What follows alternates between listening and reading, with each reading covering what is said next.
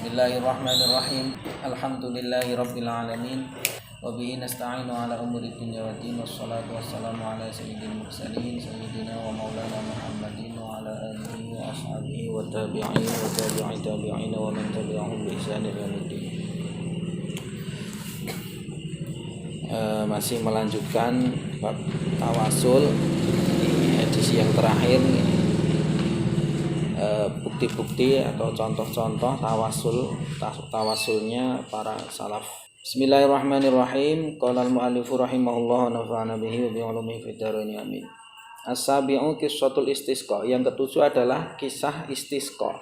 Istisqa atau meminta agar diturunkan air hujan, namanya istisqa. Meminta hujan bin nabiyyi dengan bertawasul kepada Kanjeng Nabi Muhammad sallallahu alaihi wasallam inda qabrihi, di samping kuburan beliau, fi zamani Umar, pada masa Sayyidina Umar.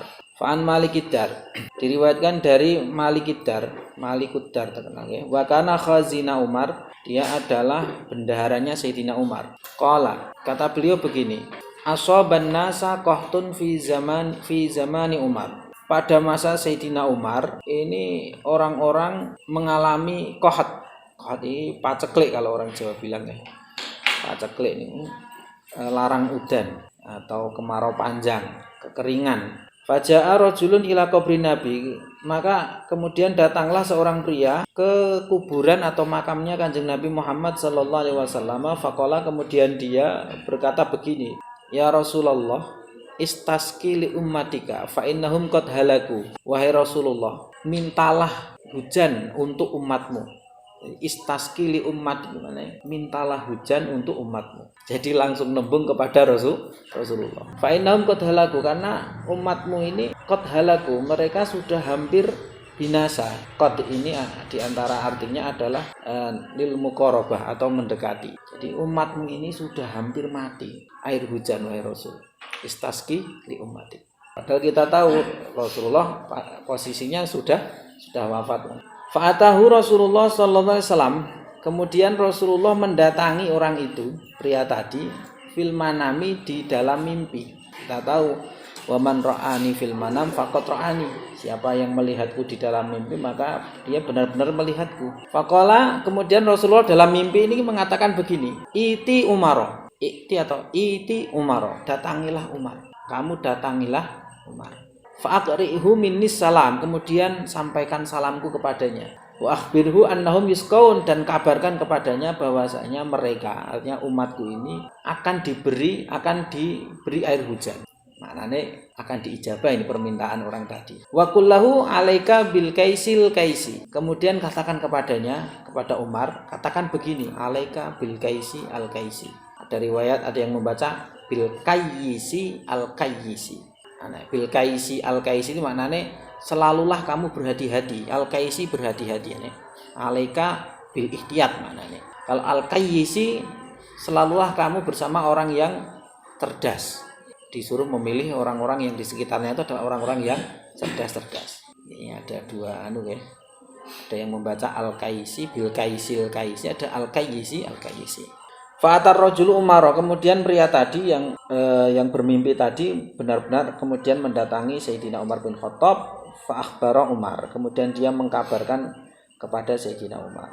Faqala ya Rabbi ma'alu illa ma'ajastu. Kemudian Sayyidina Umar menjawab, wahai Tuhanku, ma'alu ai ma'ukassiru ai la ukassiru illa ma'ajastu. Maknanya saya tidak akan teledor, tidak akan berbuat taksir atau kesalahan kecuali apa yang saya tidak mampu. Maknanya saya akan melakukannya. Meskipun ini berdasarkan apa tadi? Mimpi. Tapi sekali lagi bahwa mimpi bertemu Rasulullah ini bukan mimpi sembarangan. Hadis ini diriwayatkan oleh Ibnu Abi Syaibah dalam kitab Al-Musannaf ya. Wa huwa haditsun sahih shahahahul Hafidz Ibnu Hajar Al-Asqalani. Hadis ini adalah hadis yang sahih yang disahihkan oleh Al-Hafidz Ibnu Hajar Al-Asqalani. Haitsu qala manassuhu, yakni kata beliau, wa rawa Ibnu Abi Syaibah bi isnadin sahih. Ibnu Abi Syaibah meriwayatkan dengan sanad yang sahih min riwayati Abi Shalih As-Samman, dari riwayatnya Abu Shalih As-Samman, an Malikiddar, dari Malikuddar. Malikuddar itu tadi yang menjadi bendaharanya Sayyidina Umar. Qala kata Malikud Dar asobanna sakohtun fi zamani Umar. Orang-orang di masa Umar bin Khattab sedang mengalami kekeringan. Faja'a rajulun ila qabrin Nabi, lalu datanglah seorang pria menuju kuburannya Kanjeng Nabi. Qala kemudian pria tadi mengatakan, ya Rasulullah istasqi li ummatika, wahai Rasulullah mintalah air hujan untuk umatmu. Fa innahum qad halaku, karena mereka sudah hampir binasa. Fa'atar rajulu fil manam, kemudian fa'atar rajula fil manam, kemudian atau fa'utiyar rajulu fil manam. Ini redaksinya agak berbeda dengan yang tadinya. Fa'utiyar rajulu fil manam, kemudian pria tadi itu didatangi di dalam tidur. Faqila lahu, kemudian dikatakan kepadanya i'ti Umar, datangilah Umar al-hadis, dan seterusnya. Ibnu Hajar mengatakan apa tadi? Bi isnadin sahih. Loh niki nggih. Ini juga termasuk cara bertawasul. Karena kan hakikinya kita berdoa itu kan kepada Allah. Nah, tapi di sini dia langsung minta kepada Rasulullah agar Rasulullah yang meminta. Nah, tawasul ini ngoten. Sehingga banyak ulama kita mengatakan boleh ketika kamu itu datang ke kuburannya wali-wali niku. Wali-wali ku ramati kok. Langsung mbah wali nembung ngono wae. Tolong doakan atau mintakan kepada Allah agar saya cepat punya istri, agar saya cepat punya anak, agar saya cepat punya pekerjaan misalnya ngoten ya.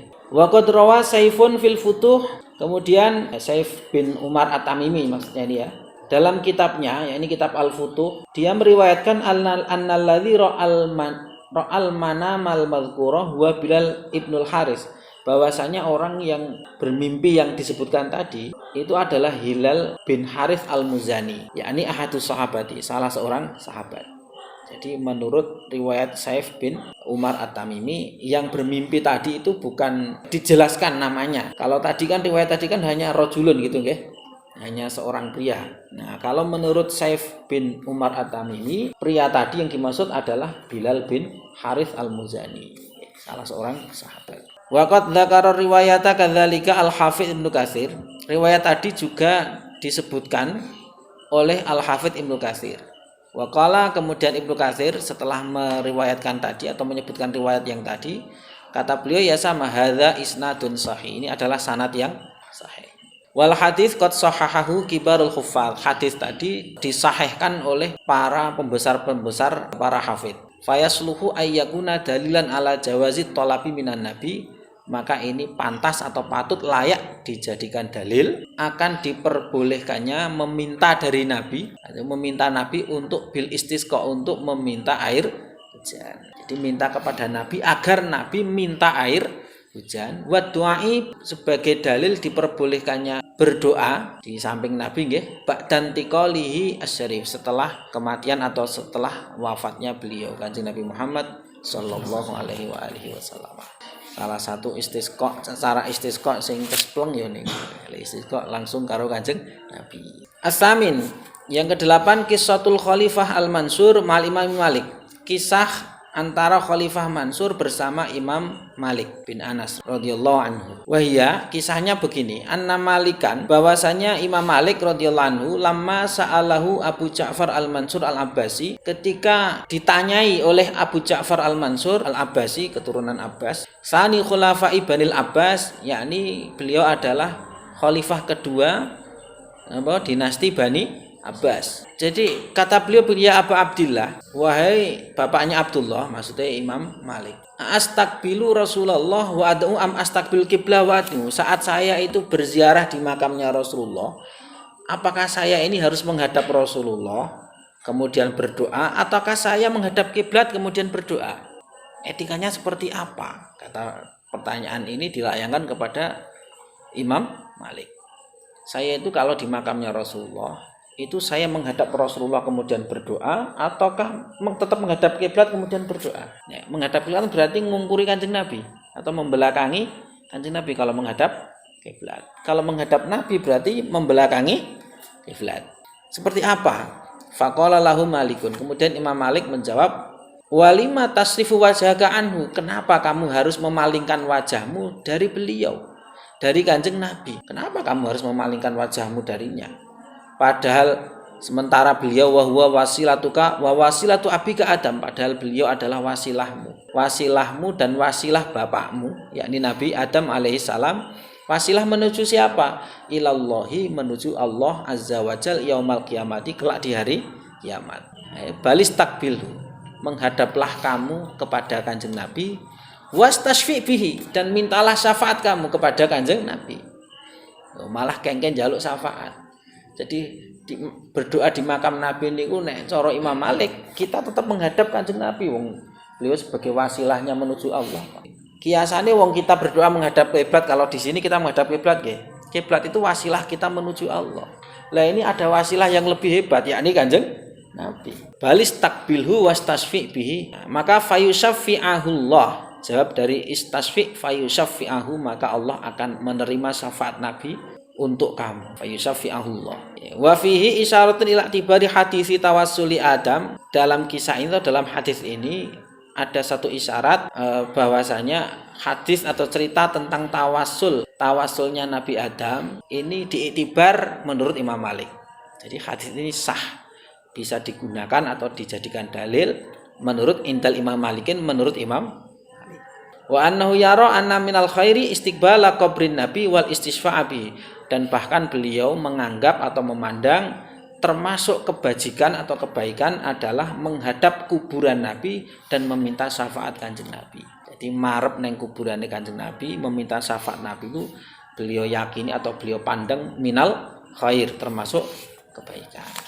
Walikul hadil adillati sharihah as-sahihah min kitabi rabbina wa sunnati nabiyina. Oleh karena semua dalil-dalil yang jelas ini, yang sahih ini, baik min kitabi rabbina, baik dari kitab-kitabnya Tuhan kita yakni Al-Qur'an, wa sunnati nabiyina, dan sunnah Nabi kita Nabi Muhammad sallallahu alaihi wasallam. Oleh karena dalil-dalil itu semuanya, ajma'a ulamaul ummah, para ulama umat ini berijma' atau berkonsensus minal madzahibil arba'ih, dari semua mazhab 4, wa ghairi maupun yang lainnya. Ulama-ulama baik mazhab 4 maupun yang lainnya, mereka bersepakat, berijma' ala jawazi wastihbabit tawassuli bin nabiyyi fi hayati wa ba'dan tiqalihi.